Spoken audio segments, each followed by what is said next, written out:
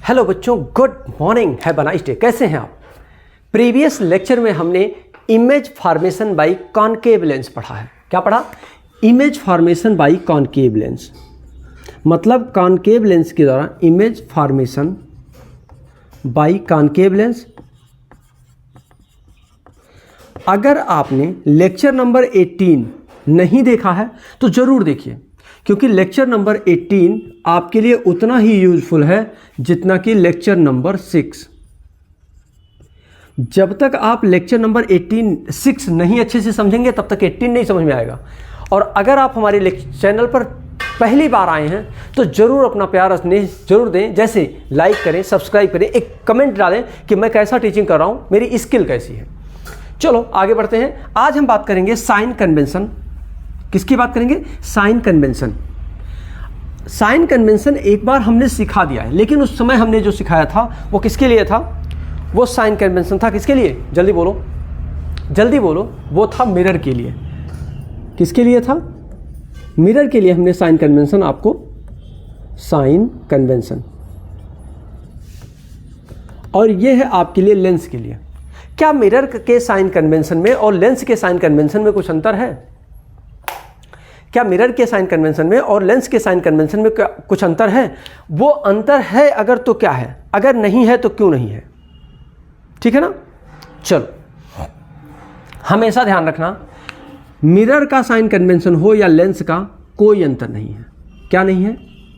कोई अंतर नहीं है। बस इतना दिमाग में रखना कि साइन कन्वेंशन है, ये बहुत ध्यान देने वाली बात है।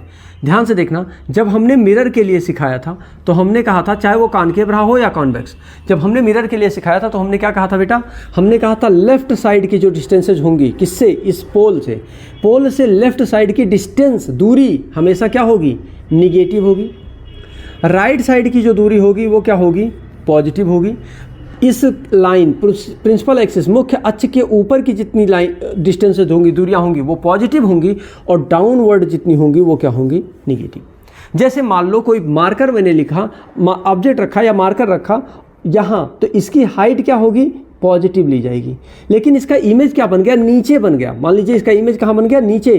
तो नीचे जो इसकी हाइट है वो क्या ली जाएगी? निगेटिव ली जाएगी। समझ में आ गया? मान लीजिए इमेज राइट साइड में बन रहा है तो ये डिस्टेंस क्या ली जाएगी? पॉजिटिव। इमेज लेफ्ट साइड में बन रही है तो ये डिस्टेंसेस क्या ली जाएंगी? निगेटिव। इन सारी चीज़ों के बारे में हमने समझाया था। सेम वैसे ही लेंस के लिए बात कर लो, वो कॉनकेव लेंस हो या कॉन्वेक्स। चलो कोई भी ले लो, कॉनकेव ले लो या कॉन्वेक्स ले लो। कॉन्वेक्स लेंस लिया हमने, ये जो ऑप्टिकल सेंटर है, ध्यान रहे क्या बोला हमने कि ऑप्टिकल सेंटर जो है वो क्या होगा? उससे, इस ऑप्टिकल सेंटर से, क्या बोला मैंने कि इस ऑप्टिकल सेंटर से लेफ्ट साइड की डिस्टेंसेस क्या होंगी? निगेटिव। क्या होंगी? निगेटिव। राइट साइड की डिस्टेंसेस क्या होंगी? पॉजिटिव। लेफ्ट साइड की डिस्टेंसेस क्या होंगी? निगेटिव। राइट साइड की डिस्टेंसेस क्या होंगी? पॉजिटिव। अपवर्ड डिस्टेंसेस क्या होंगी? जल्दी बोलो। पॉजिटिव। और डाउनवर्ड डिस्टेंसेस क्या होंगी? निगेटिव। अब डाउनवर्ड यहाँ हो, कहीं भी हो, वो क्या होंगी? निगेटिव। डाउनवर्ड हमेशा निगेटिव। ये प्रिंसिपल एक्सिस, मुख्य अक्ष के ऊपर की डिस्टेंसेस को धनात्मक, लेफ्ट साइड के डिस्टेंसेस को ऋणात्मक, राइट साइड के डिस्टेंसेस को धनात्मक, दूरियों को बाएं तरफ की दूरियों को ऋणात्मक लेंगे, दाहिनी तरफ की दूरियों को धनात्मक लेंगे, ऊपर की दूरी या हाइट को हम धनात्मक, जबकि नीचे की दूरी या हाइट को हम ऋणात्मक लेंगे। ये लेंस हो या कुछ भी हो। अब हम थोड़ा सा बात कर लें, कॉन्वेक्स लेंस की फोकल लेंथ कैसी होती है? ये मैंने बताया तो था एक बार, लेकिन चलो आज फिर से बोल देते हैं। कॉन्वेक्स लेंस की फोकस दूरी बोलो क्या होती है? पॉजिटिव या निगेटिव? कॉन्वेक्स लेंस की फोकस दूरी, जल्दी बोलो। कॉन्वेक्स लेंस की फोकस दूरी क्या होती है? जब तक आपके कॉन्सेप्ट क्लियर नहीं होंगे, ये नोट कर लीजिए, तब तक आप आगे की चीज़ों को बहुत स्मूथली नहीं समझ पाएंगे। अगर आपके कॉन्सेप्ट क्लियर हैं तो सारी चीज़ें आपकी क्लियर हो जाएंगी। समझ में आ गया? अगर आपके क्या कॉन्सेप्ट क्लियर है तो कोई चैलेंज आगे नहीं आया। चलो, कॉन्वेक्स की फोकस दूरी बदलो। कॉन्वेक्स लेंस की फोकल लेंथ बोलो कितना होगा? क्या होगा? फोकल लेंथ पॉजिटिव होगा या नेगेटिव? जल्दी कमेंट करो। और कॉनकेव लेंस की फोकल लेंथ, अच्छा हिंदी में जैसे कॉन्वेक्स मतलब कॉन्वेक्स मतलब अवतल, अवतल लेंस। अच्छा, मैं हिंदी लिखना कभी कभी भूल जाता हूँ। और कॉनकेव मतलब उत्तल। कुछ गड़बड़ लिख दिया क्या मैंने? कॉन्वेक्स मतलब होता है उत्तल, उत्तल लेंस, और कॉनकेव मतलब होता है अवतल। कभी कभी ये चीज़ हिंदी लिखना भूल जाता हूँ, अवतल लेंस। चलो जल्दी बोलो। उत्तल लेंस की फोकस दूरी, फोकल लेंथ मतलब फोकस दूरी, और अवतल लेंस की फोकस दूरी। जल्दी बोलो। एक का इसमें धनात्मक होता है और एक का ऋणात्मक। अब किसका धनात्मक होगा ये बताओ और किसका ऋणात्मक होगा ये बताओ, जल्दी बोलो। कॉन्वेक्स लेंस की फोकस दूरी हमेशा हमेशा हमेशा पॉजिटिव होगी, हमेशा धनात्मक। क्या बोला मैंने? हमेशा धनात्मक। क्या बोला मैंने? हमेशा धनात्मक। जबकि वहीं अगर हम कॉनकेव लेंस की फोकस दूरी ले लें तो लिख दीजिए हमेशा ऋणात्मक, हमेशा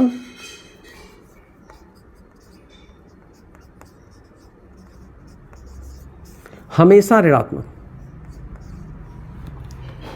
जल्दी बोलो। हमेशा क्या होगा? ऋणात्मक होगा।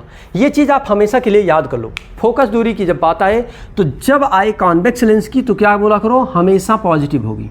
कॉन्वेक्स लेंस की फोकल लेंथ हमेशा पॉजिटिव होगी। मैं समझा दूं क्यों? ये रटोगे अभी आप। क्या करोगे अभी? रटोगे आप, रट्टा मारोगे। क्या करोगे आप? रट्टा मारोगे। और रट्टा मारने हम देंगे नहीं। क्या करेंगे? रट्टा मारने हम देंगे नहीं। तो कॉन्सेप्ट क्लियर करते चलेंगे, आगे बढ़ते चलेंगे। कम पढ़ेंगे चलेगा लेकिन कॉन्सेप्ट जरूर पढ़ेंगे। कम पढ़ेंगे चलेगा लेकिन कॉन्सेप्ट जरूर पढ़ेंगे। चलो देखो। अच्छा, ये है आपका लेंस, यही तो है कॉन्वेक्स लेंस। ये है आपका ऑप्टिकल सेंटर O। अब हमको एक चीज बताओ, जब कोई लाइट आती है तो इमेज कहां बनता है?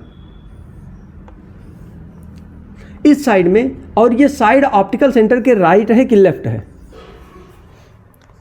और अगर राइट है तो ये पॉजिटिव लिया जाएगा कि नहीं लिया जाएगा?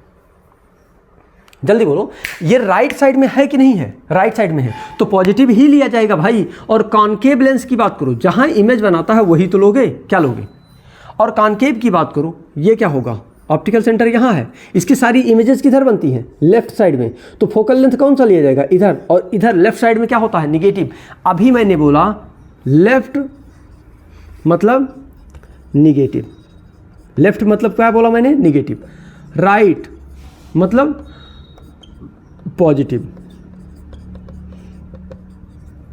और अपवर्ड मतलब, जल्दी बोलो, पॉजिटिव। और डाउनवर्ड मतलब क्या? निगेटिव। क्या ये बात क्लियर हो गई या नहीं? जल्दी देखो और बताओ, क्या इतने सारी चीजें क्लियर हो गई? एक एक पॉइंट समझ में आया? अगर इतनी सारी चीजें क्लियर हो गई तो हम आगे बढ़ें। अगर इतने सारे कॉन्सेप्ट्स आपके क्लियर हैं तो मैं आगे बढ़ूं। जल्दी बोलो, जल्दी बोलो, जल्दी बोलो, जल्दी बोलो। ठीक है ना? लेफ्ट मतलब बाएं साइड में। ऑप्टिकल सेंटर के अगर बाएं साइड में कोई डिस्टेंस है, इधर है, तो वो क्या होगी? ऋणात्मक। अगर दाएं साइड यानी दाहिने साइड में अगर कोई चीज़ है, इस साइड में है, तो क्या होगी? धनात्मक। इसके भी लेफ्ट साइड में क्या होगी? ऋणात्मक। इसके भी क्या होगी? राइट साइड में क्या होगी? बाएं साइड में क्या होगी? धनात्मक। अब अगर ऊपर हो, अपवर्ड मतलब ऊपर, अगर ऊपर की बात की जाए तो ये क्या होगा? धनात्मक। चाहे आप ये लेंस ले लो या फिर ये लेंस, कोई भी ले लो, उत्तल अवतल कोई भी ले लो। और अगर डाउनवर्ड की बात की जाए, नीचे की बात की जाए, तो ये ऋणात्मक। और अगर डाउनवर्ड की बात की जाए तो ये भी क्या होगा? ऋणात्मक। क्लियर है? ध्यान रहे, इसको हमने क्या कहा? इसकी फोकस दूरी हमेशा धनात्मक क्यों लेते हैं? इसलिए क्योंकि हमेशा इमेज कैसा बनता है, और इसीलिए इसकी फोकल लेंथ क्या ली जाती है? पॉजिटिव। जबकि इसकी इमेज इधर बनती है, इसका फोकल लेंथ क्या लिया जाता है? जल्दी बोलो, मैं नहीं बोलूँगा, जल्दी बोलो, निगेटिव। बहुत बढ़िया, बहुत बढ़िया। समझ में आ गया? समझ में आ गया? कॉन्सेप्ट क्लियर होगा, मज़ा तभी आएगा। कॉन्सेप्ट क्लियर होगा, मज़ा तभी आएगा। समझ में आ रहा है बच्चों? समझ में आ रहा है? समझ में आ रहा है? चलो, ये इतनी बातें क्लियर हो गई। अब हम आगे चलते हैं। साइन कन्वेंशन क्लियर हो गया। लेंस फार्मूला किसकी बात करेंगे? लेंस फार्मूला, जल्दी बोलो, लेंस का सूत्र क्या होता है? लेंस का सूत्र क्या होता है? 1/f = 1/v - 1/u। ये क्या है? अच्छा ये चेक करके बताओ। u, v और f का रिलेशन ही लेंस फार्मूला भी कहलाता है, लेकिन ये क्या है? जल्दी बोलो। 1/f = 1/v - 1/u क्या है? लेंस सूत्र है। जबकि अगर यहीं 1/f = 1/v + 1/u कर देते तो क्या हो जाता? ये जल्दी बोलो, दर्पण का सूत्र हो जाता। क्या हो जाता? दर्पण का सूत्र। जल्दी बोलो, u क्या है, v क्या है और f क्या है? u है डिस्टेंस ऑफ ऑब्जेक्ट। क्या है? डिस्टेंस ऑफ ऑब्जेक्ट, मतलब वस्तु की दूरी, वस्तु की दूरी। और ध्यान रहे, वस्तु की दूरी कहाँ से मेजर किया जाता है? ऑप्टिकल सेंटर, प्रकाशिक केंद्र से, ऑप्टिकल सेंटर O से, प्रकाशिक केंद्र से मेजर किया जाता है। दूसरा v क्या है? वस्तु नहीं, डिस्टेंस ऑफ ऑब्जेक्ट नहीं, डिस्टेंस ऑफ इमेज होगा। ये क्या होगा? डिस्टेंस ऑफ इमेज, मतलब प्रतिबिंब की दूरी। v क्या है? प्रतिबिंब है, प्रतिबिंब की दूरी है, की दूरी। फिर आ जाओ, थोड़ा और आगे बढ़ो। f क्या है? फोकस दूरी, फोकल लेंथ। फोकल लेंथ मतलब फोकस दूरी।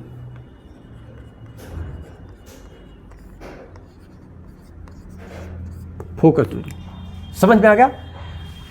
u, v, f तीनों चीजें समझ में आया? इसे कहते हैं लेंस सूत्र, इसे कहते हैं दर्पण सूत्र। यहां भी u वही है, f फोकस दूरी है, v क्या है? प्रतिबिंब की दूरी है, u क्या है? वस्तु की दूरी है।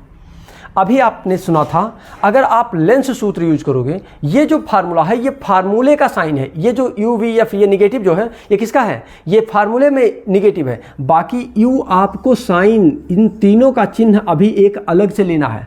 चलो जल्दी बोलो, अगर मैं कॉन्वेक्स ले लूँ तो ये f क्या होगा? जल्दी बोलो, कॉन्वेक्स ले लूँ तो f क्या होगा? f पॉजिटिव होगा। u हमेशा सबके लिए निगेटिव होगा, चाहे वो कॉन्वेक्स हो चाहे वो कॉन्केव हो। क्यों? क्योंकि हमेशा बाईं तरफ आप रखते हैं ऑब्जेक्ट को। किधर रखते हैं? बाईं तरफ आप ऑब्जेक्ट को रखते हैं, इसलिए हमेशा ये निगेटिव होगा। अब v पॉजिटिव होगा या निगेटिव? या अगर लेफ्ट साइड में बना इमेज तो पॉजिटिव होगा, निगेटिव होगा। अगर राइट साइड में बना इमेज तो क्या होगा? पॉजिटिव होगा। अगर प्रतिबिंब बाएं तरफ बनता है तो धनात्मक होगा, दाहिने तरफ बनता है तो धनात्मक होगा, और अगर बाएं तरफ बनता है तो क्या होगा? ऋणात्मक होगा। इतनी बातें क्लियर हो गई? हाँ, एक चीज़ और बताऊँ, लेंस और मिरर का फार्मूले का डेरिवेशन भी हम करेंगे, लेकिन इस लेक्चर में नहीं। क्या करेंगे? इस लेक्चर में हम चैप्टर को फाइनल करेंगे। क्या करेंगे? जल्दी बोलो। इस लेक्चर में हम क्या करेंगे? चैप्टर को फाइनलाइज करेंगे, और उसके बाद हम एनसीईआरटी के सारे क्वेश्चंस लगाएंगे। ठीक है ना? इसमें हम चैप्टर को फाइनल करेंगे। चलो आओ, अब अगला हमारा पॉइंट है मैग्निफिकेशन। क्या है? मैग्निफिकेशन। मैग्निफिकेशन की हिंदी होती है आवर्धन। क्या होती है बच्चों? आवर्धन। अब ये मैग्निफिकेशन पढ़ रहे हो, किसका पढ़ोगे? लेंस का पढ़ोगे। ठीक है ना? अब इसको डिफाइन कैसे करते हो? इसको आप मैग्निफिकेशन को स्मॉल m से डिफाइन करते हो। The ratio of the, it is defined as the ratio of the height of the object to the height of the image, sorry, height of the image to the height of the object is called magnification. Magnification किसे कहते हो? कि वस्तु की HI/HO। इसका मतलब HO का मतलब क्या होता है? देखो इधर, हाइट, अभी हिंदी में भी बताते हैं, height of image upon height of object. Clear है? Height of image upon height of object. इतनी बातें अगर समझ में आई हो तो बताओ। m = HI/HO, m = HI/HO, m = HI/HO। इसका एक और फार्मूला होता है, बताएंगे, लेकिन थोड़ा सा वेट करना पड़ेगा। मैग्निफिकेशन का फार्मूला होता है एक और, distance of the image to the distance of the object, v/u। क्या बोला? मैग्निफिकेशन अगर याद करो, मिरर वाला, मिरर का मैग्निफिकेशन याद करो, m लिखना था, m इक्वल टू क्या होता था, HI/HO, तो वही होता है फार्मूला। लेकिन जब आप magnification distance of the object और इमेज में देखते हैं तो क्या मिलता है, -v/u। फार्मूला याद करो। चले जाओ मिरर फार्मूले में, तो मिरर का आवर्धन ये होता है, जबकि लेंस का आवर्धन ये होता है, और मिरर का आवर्धन ये दोनों होता है। दर्पण का आवर्धन का सूत्र ये है और लेंस के आवर्धन का सूत्र ये है। क्लियर हो गया? अब थोड़ा सा और इसके बारे में जानो। ये वही है distance of the image, v क्या है, डिस्टेंस ऑफ इमेज। कहाँ से, जल्दी बोलो, फ्रॉम द, जल्दी बोलो, पोल से। मिरर है तो पोल से, और लेंस है तो फोकल ऑप्टिकल सेंटर से, और ये होगा distance of object, distance of. समझ में आया? ये है आपका मैग्नीफिकेशन का फार्मूला। इसको आप ऐसे ही याद कर लीजिए, या फिर इसको ऐसे भी लिख सकते हैं, m इक्वल टू H-/H। कुछ में इमेज को H' लिखते हैं तो H' भी हो सकता है, या फिर हमने आपको HI/HO बता दिया, हमने आपको v/u बता दिया। ये तीनों फार्मूले एक ही चीज़ हैं, एक ही चीज़ को रिप्रेजेंट करते हैं। क्या बोला मैंने, कि ये सब एक ही चीज़ को रिप्रेजेंट करते हैं। क्या आपको क्लियर दिखाई दे रहा है? जल्दी बोलो, क्या आपको क्लियर, नीट एंड क्लीन दिखाई दे रहा है? बहुत बढ़िया, बहुत बढ़िया। अब थोड़ा सा और आगे बढ़े। आज ये चैप्टर बच्चों फाइनल हो जाएगा, और हम इसके एनसीईआरटी के एक लेक्चर को, एक क्वेश्चन को सॉल्व करेंगे। ठीक है ना? एनसीईआरटी का एक क्वेश्चन हम सॉल्व करेंगे, चाहे वो शॉर्ट आंसर हो या लॉन्ग आंसर हो या एमसीक्यू हो, एक पॉइंट को हम सॉल्व करेंगे। ठीक है ना? एक्सप्लेन करेंगे। हमारे लेक्चर्स को बराबर देखते रहिएगा। ठीक है ना? इस लेक्चर को देखते रहेंगे तो आपको बहुत बेनिफिट होगा। ना इंग्लिश मीडियम के बच्चे को प्रॉब्लम होगी, ना हिंदी मीडियम के। आई होप दैट कि एकदम आसानी से समझा रहा हूँ ना, तो इसी तरीके से आपको समझाता रहूँगा। बस क्या करना है, आपको बराबर हमको फॉलो करना है। क्या करना है, जल्दी बोलो, बराबर हमको फॉलो करना है। बहुत बढ़िया, चलो आ जाओ। ये हो गया। उसके बाद में पावर ऑफ लेंस किसे कहते हैं? क्या पावर ऑफ लेंस किसे कहते हैं? जल्दी बोलो।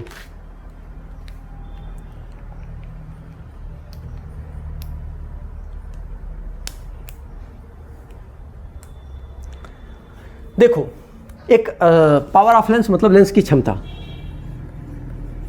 पावर ऑफ लेंस मीन्स क्या होता है? लेंस की क्षमता, लेंस की क्षमता। लेंस की क्षमता क्या होती है, ये तो अभी हम बता देंगे, P इक्वल टू 1/f।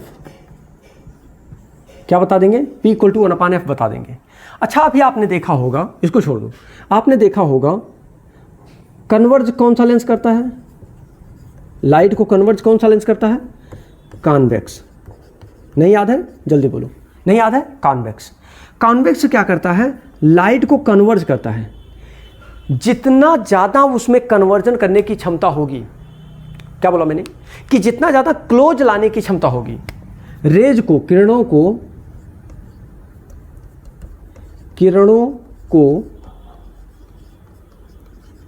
जितना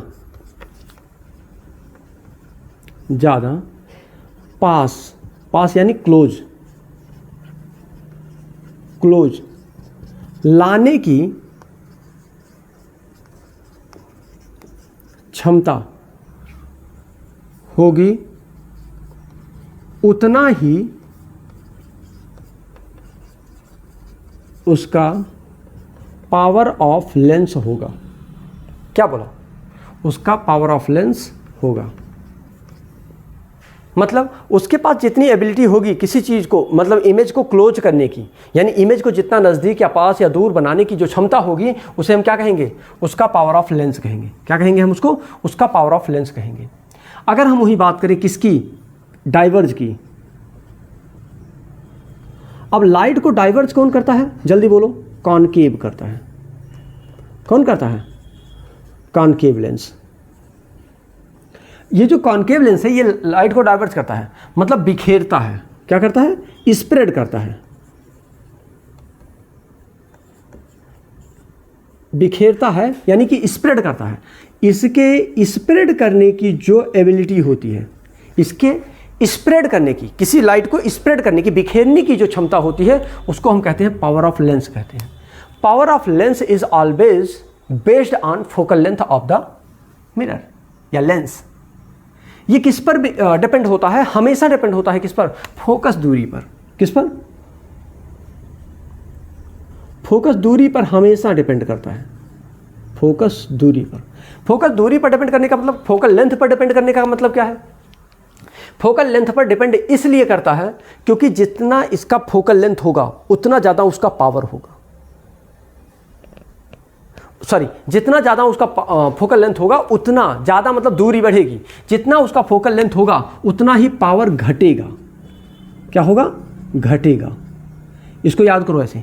क्या मैंने कहा कि उसकी फोकल लेंथ जितना बढ़ती जाएगी उसका पावर उतना ही घटता जाएगा। क्यों? क्योंकि अभी हमने एक फार्मूला नहीं बताया है, अभी हम बता देते हैं।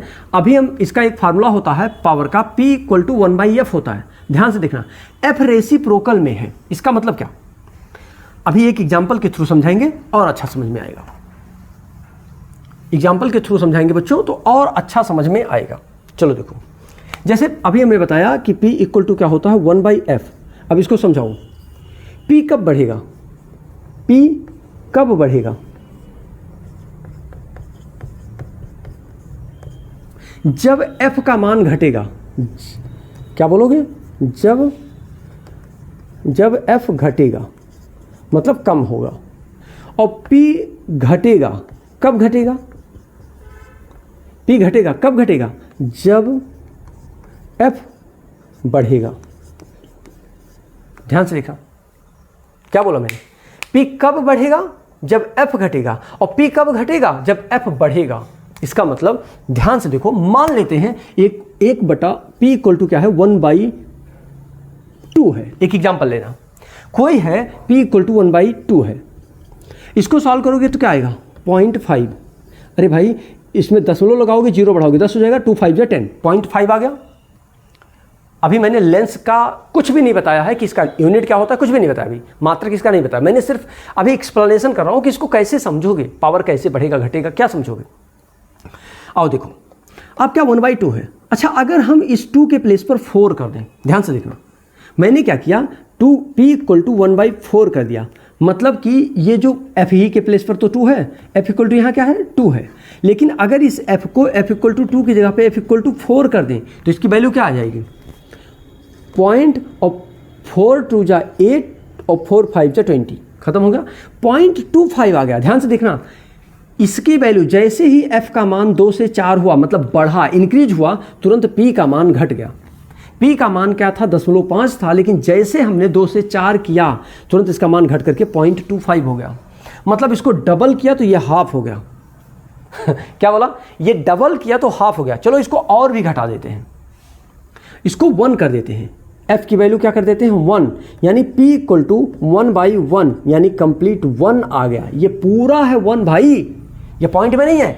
जैसे इसको हमने क्या किया? हाफ किया।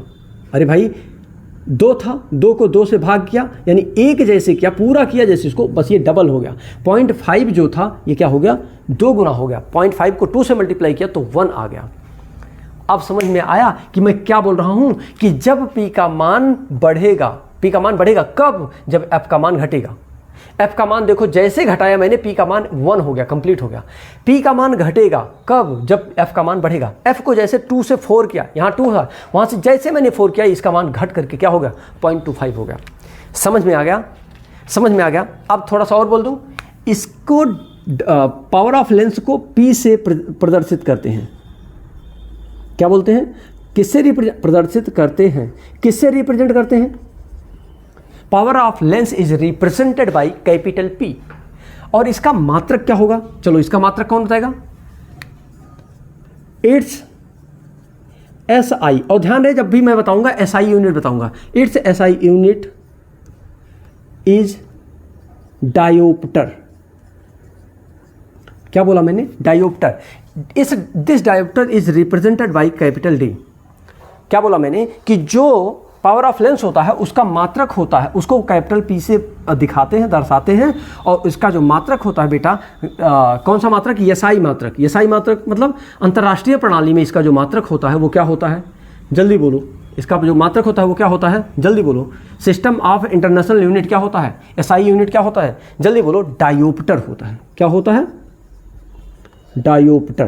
क्या होता है? डायोप्टर। इसीलिए कैपिटल डी से रिप्रेजेंट करते हैं, DIOPTRE, डायोप्टर।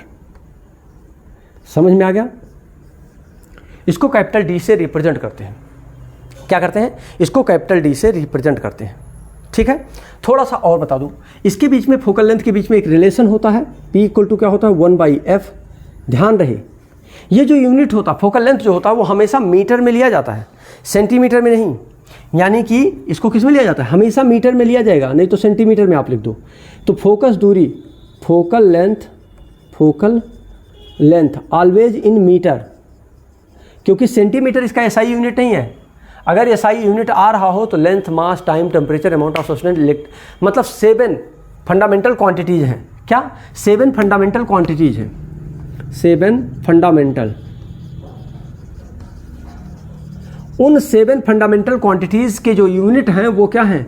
वो एक एसआई यूनिट है। यूनिट को आपने देखा होगा MKS पद्धति, FPS पद्धति, और आपने CGS पद्धति पढ़ा होगा। इसी MKS को ही हम SI कहते हैं, SI यूनिट। इसी MKS को ही हम क्या कहते हैं? SI यूनिट कहते हैं। ठीक है ना? ठीक है ना? क्लियरिटी आ रही है? तो अब हम फार्मूले पर आ जाते हैं, थोड़ा सा इसको भी एक्सप्लेन कर देते हैं। चलेगा? कमेंट करो भाई फटाक से, चलेगा कि दौड़ेगा? चलो ठीक है, आ जाओ। हमने बताया अभी आपको कि एक फार्मूला होता है P इक्वल टू 1/f, और इसका मात्रक होता है क्या? डायोप्टर। क्या होता है? डायोप्टर होता है। और P इक्वल टू 1/f जो होता है वो हमेशा मीटर में होता है। थोड़ा सा बोलूँ और भी, अगर आप इसका मात्रक डायोप्टर होता है तो 1/f यानी कि 1/मीटर को ही आप डायोप्टर कहते हैं। 1/मीटर को ही आप डायोप्टर कहते हैं, यानी मीटर इनवर्स, मीटर के पावर -1, यही तो, मीटर के पावर -1 हो, इसी को क्या कहते हैं? डायोप्टर कहते हैं। जल्दी बोलो, मीटर इनवर्स को ही हम क्या कहते हैं? डायोप्टर कहते हैं। समझ में आ गया? जल्दी बोलो, समझ में आ गया? बच्चों, ये लेक्चर आपका यहाँ पर फिनिश होता है। क्या होता है? फिनिश होता है। लेकिन अभी थोड़ा सा हम बनाएंगे, 2 वीडियो शूट और करेंगे, एक वीडियो और शूट करेंगे, किसमें? लेंस फार्मूला और मिरर फार्मूला ड्राइव करेंगे। लेकिन पहले हम एक्सरसाइज कराएंगे, फार्मूला का डेरिवेशन देंगे। क्या देंगे?